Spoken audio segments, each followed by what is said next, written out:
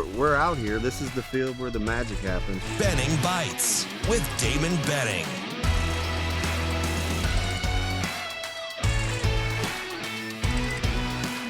Benning Bites with Damon Benning.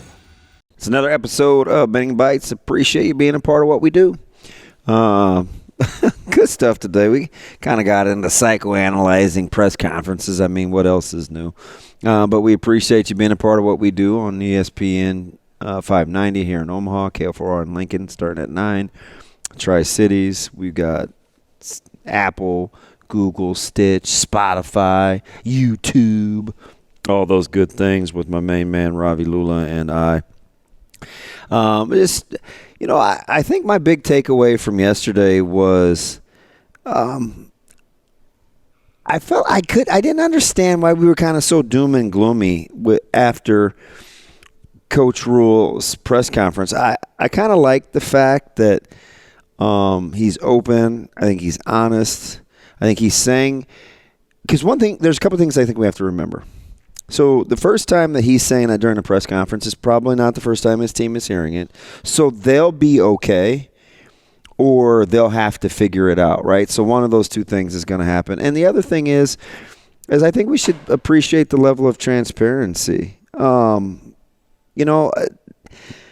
is hard. And he said there are so many little golden nuggets in there, right? That are a lot of life lessons. But one of the things that I want you find folks to rest in is I think this is exactly who Coach Rhule is, not only as a coach, but on a deeper level as a person. I think it's exactly what you get with him when you hire somebody that is a developer that loves young people first and loves coaching, because what people that have those three ingredients kind of enjoy doing is kind of this edification process of people, right? Sometimes you have to go through the gunk to get to the good stuff, and that process can be really, really good for you for the long haul. That's the part where, like, when I say loves young people, right? Because when you want the best for young people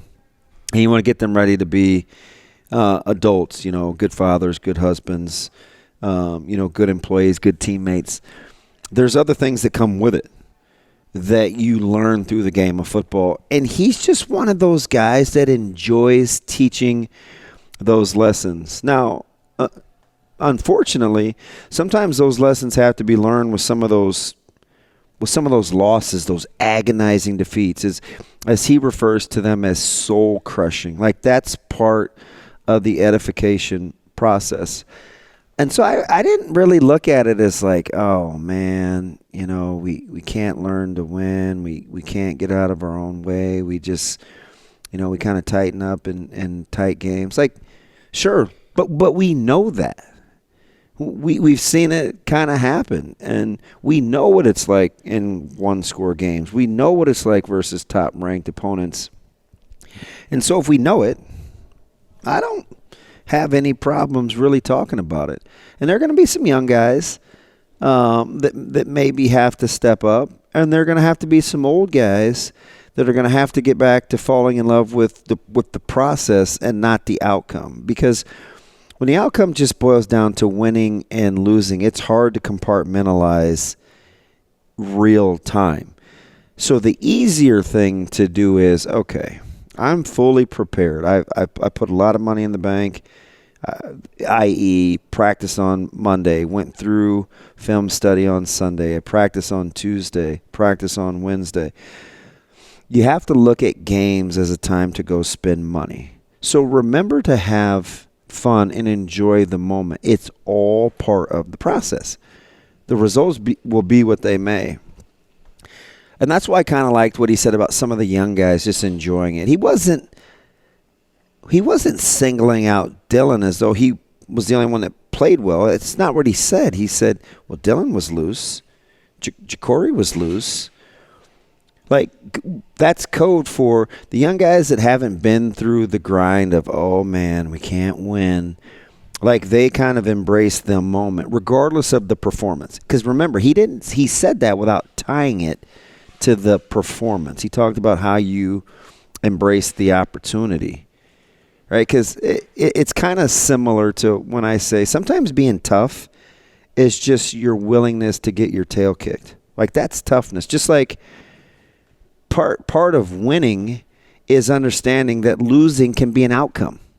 Like that's a real thing that you have to address, that you have to embrace real time. Those are the kinds of things that he's talking about. So I wouldn't be discouraged by yesterday's presser. I would be encouraged, and I would look for some early telltale signs in West Lafayette to see how Nebraska handles it. Stay in the moment. Stop me if you've heard me say that. Be right where your feet are. And this Saturday, it's in West Lafayette. It's another episode of Benning Bites.